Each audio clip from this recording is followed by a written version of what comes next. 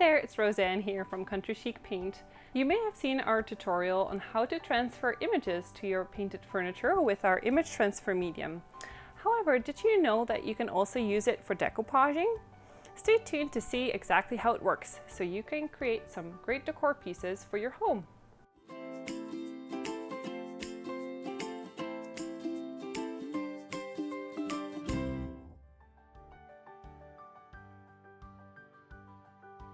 Today I'm going to be using our image transfer medium to decoupage these crates with napkins to give them a beautiful, unique finish.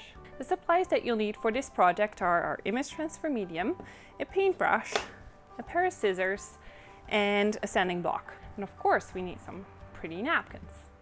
The front and the back side of this crate, as you can see, were painted with a crackle finish, and you can watch our previous tutorial to see exactly how you can create that look. To demonstrate the decoupage technique, I'm going to be using these napkins today, but you can also use wrapping paper, tissue paper, or even fabric, for example. The part that I'll be decoupaging on this crate I have not painted, as I want to decoupage directly over the wood.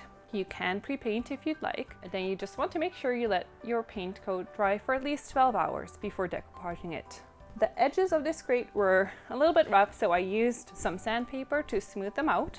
That's about all the prep I need to do for this. Also, before you start your project, you want to cut out your pieces of paper or napkin that you're going to decoupage onto your project. So I'm just going to do that now. Keep in mind that when you're working with napkins, you only want to use the printed layer of the paper, so make sure you remove the other layers.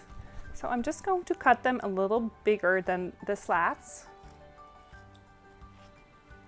and I'll just remove the excess later.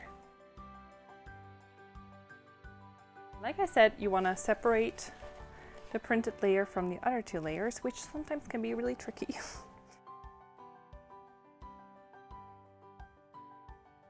Now that my napkins are ready to go, I'll be using this paintbrush to apply the image transfer medium to my crate.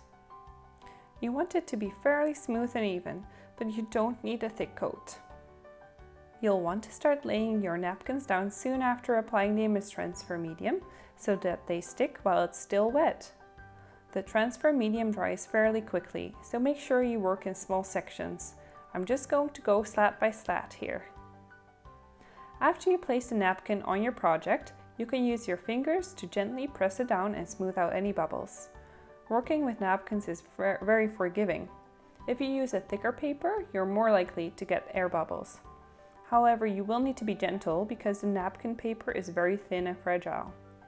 But I'm going for a rustic look as I'll be distressing this later on, so I'm not too worried about making it look perfect.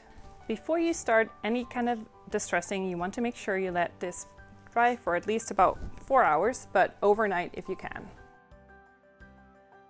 Now that my crate is fully dry, I'm going to do a bit of distressing.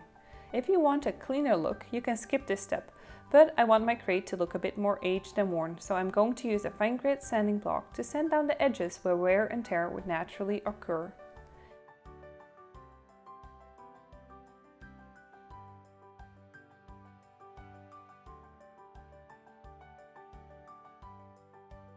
Make sure you brush off any dust this creates, and then you're ready to seal it.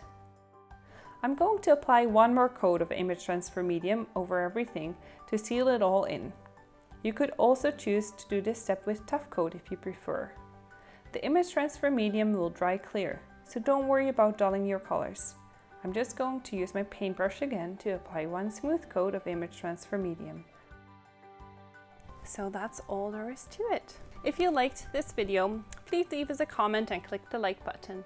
We also want to encourage you to subscribe to our channel to never miss any of our new videos. If you want to find out more about our products or to see where you can purchase them, please go to our website, countrychicpaint.com. Thank you so much for watching and happy painting!